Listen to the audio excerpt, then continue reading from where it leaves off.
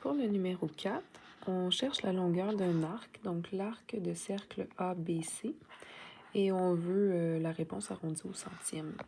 En fait, pour trouver la longueur d'un arc, ça nous prend deux informations. Ça nous prend l'angle au centre et ça nous prend la circonférence. Bien, dans ce problème-là, on n'a ni un ni l'autre. Mais on a un rayon qui nous permet de trouver la circonférence. Donc, premièrement, on pourrait aller trouver la circonférence avec 2πr.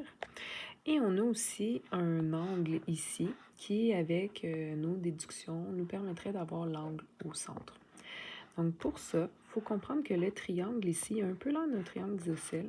Ça ne ferait pas de sens à cause de 50 degrés.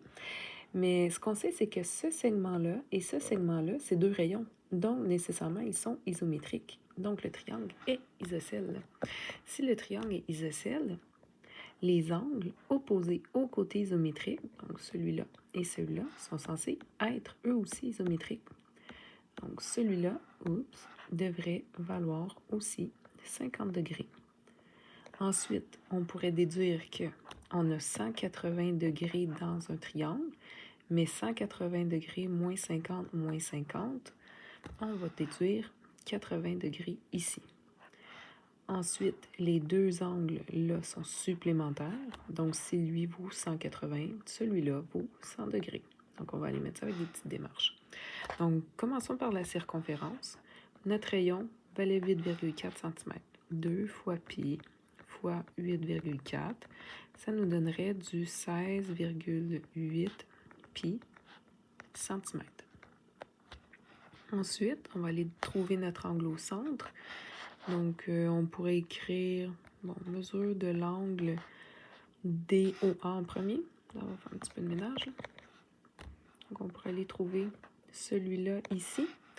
Donc, la mesure de l'angle DOA, c'est 180 degrés, moins 50 degrés, moins 50 degrés, parce que le triangle est isocèle, vu qu'il y a un rayon et un autre rayon.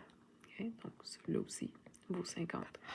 Donc, 180 moins 50 moins 50, ça nous fait un beau petit 80 degrés.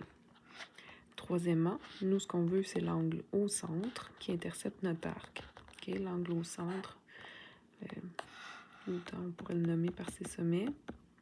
Donc, la mesure de l'angle AOC, okay, celui qui va nous être utile, c'est 180 degrés moins l'angle de 80 degrés qui nous donne 100 degrés. Puis la raison est que c'est des angles supplémentaires.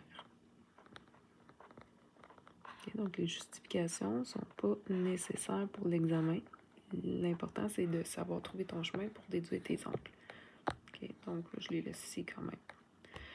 Donc, maintenant qu'on sait que ça, c'est 100 degrés et qu'on sait que la circonférence est de 16,8 pi, ben là, je peux aller faire ma proportion. Donc, quatrièmement, la mesure de l'arc ABC, c'est que ma circonférence de 16,8 pi qu'on a trouvé à la première étape, c'est pour un tour complet, donc 360 degrés. Mais moi, je veux la longueur de l'arc pour mon angle de 100 degrés, ici. Donc, je prends ma calculatrice, 16,8 pi, je multiplie par 100, je divise par 360 et je vais trouver, on avait le droit d'arrondir au centième, hein, 14,66 et les unités de mesure, bon, c'est des centimètres.